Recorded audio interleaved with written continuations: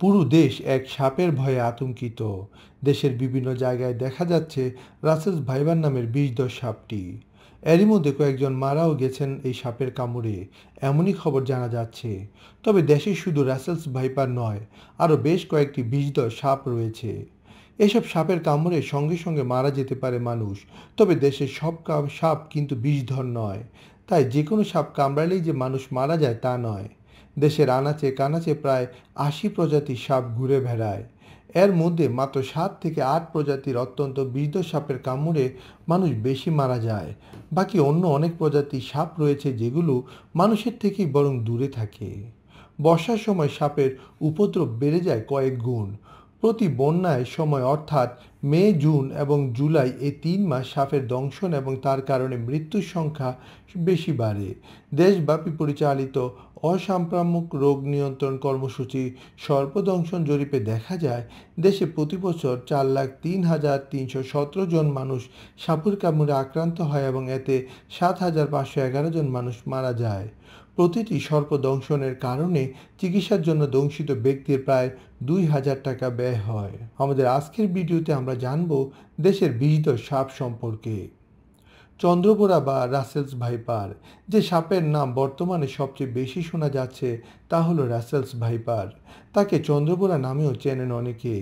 এর আরেক নাম উলুবোরা। বাংলাদেশে যেসব সাপ দেখা যায় তার মধ্যে এটি সবচেয়ে বিষাক্ত।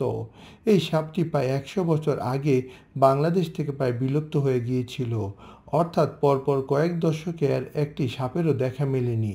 কিন্তু গত ১০ থেকে ১২ বছর আগে থেকে আবার এই সাপে দংশন প্রমাণ পাওয়া যায়। বর্তমানে ২৭টি জেলায় দেখা মিলেছে এটি নতুন করে। কিং কোবরা বা শঙ্খচূড়, একে রাজগোখরা এবং পদ্ম গোখরাও বলা হয়।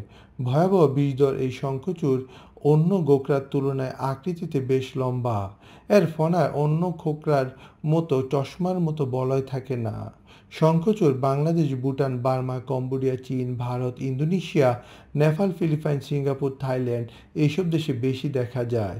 এই সাপ ঘন জঙ্গল ও পাহাড়ি এলাকায় থাকতে বেশি পছন্দ করে। নায়া নায়া, বৈজ্ঞানিক নাম নায়া নায়া হলেও এটি কোবরা বা গোখরা প্রজাতির সাপ। এটি স্থলভূমির সাপ। এটি ফনা তোলে এবং এর ফনার চশমার মতো দুটি বলয় থাকে।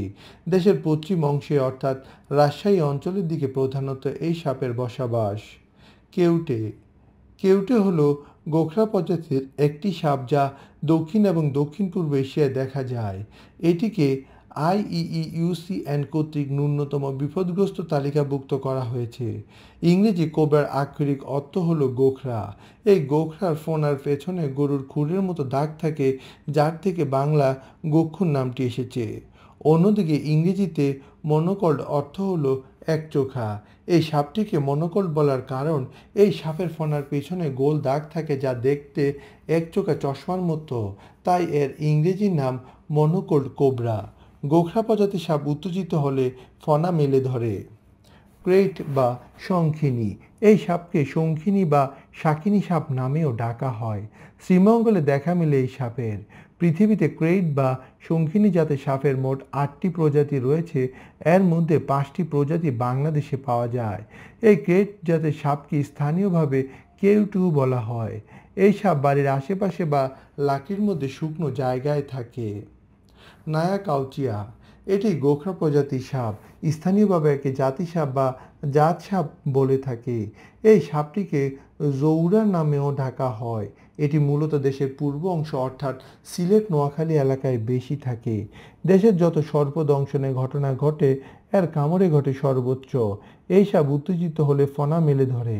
সাপের ঘাড়ের লম্বা হাড় স্ফীত হয়ে ওঠে এবং তাতে চমৎকার ফনাটি বিস্তৃত হয়।